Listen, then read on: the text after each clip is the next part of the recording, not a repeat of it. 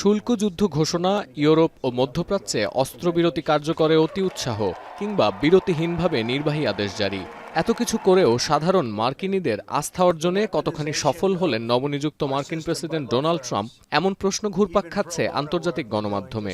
যদিও এরই মধ্যে ট্রাম্পের বহু নির্বাহী আদেশ আটকে দিয়েছেন আদালত, বিনা যুদ্ধে সিনেট বা কংগ্রেসেও সুবিধা করতে পারছেন না রিপাবলিকান আইন প্রণেতারা।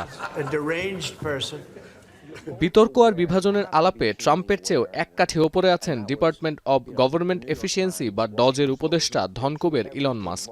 কখনো সরকারি কর্মচারীদের কাছে কাজের বিবরণ চেয়ে সময় বেঁধে দিচ্ছেন এক সপ্তাহ, আবার কখনো বলছেন কর্মীদের দক্ষতা পর্যালোচনা করতে ব্যবহার করবেন এআই প্রযুক্তি। মাস্কের এই গতিবিধিকে পাগলামি ছাড়া আর কিছুই বলতে নারাজ রাজনৈতিক বিশ্লেষকদের একটি বড় অংশ।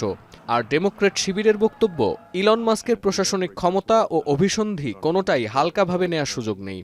We shouldn't see these things as isolated incidents. I mean, you've got a situation where he's accessed secure information at the Treasury, at the IRS. I mean, these are very sensitive things, and you couple that with, the data that he's trying to collect on whether or not federal employees are working. It's all just alarming in some respects, and it's the American people are starting to feel it. প্রশাসনিক ব্যয় কমিয়ে সরকারের অচলাবস্থা ঠেকাবেন, আক্ষরিক অর্থে এই উদ্দেশ্যে Elon মাস্ককে নিয়োগ দিয়েছিলেন ট্রাম্প।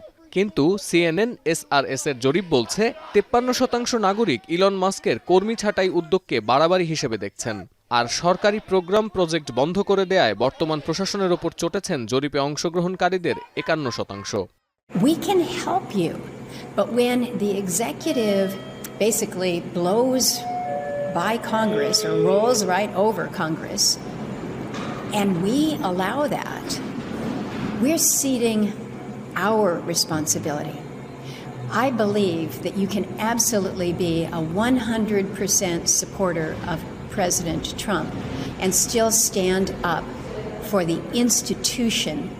বিশ্লেষকরা আরও বলছেন, ধনকুবের ইলন মাস্কের রাজনৈতিক সিদ্ধান্তের জেরে প্রশ্নবিদ্ধ হতে যাচ্ছে ট্রাম্পের দ্বিতীয় মেয়াদের অর্জনও।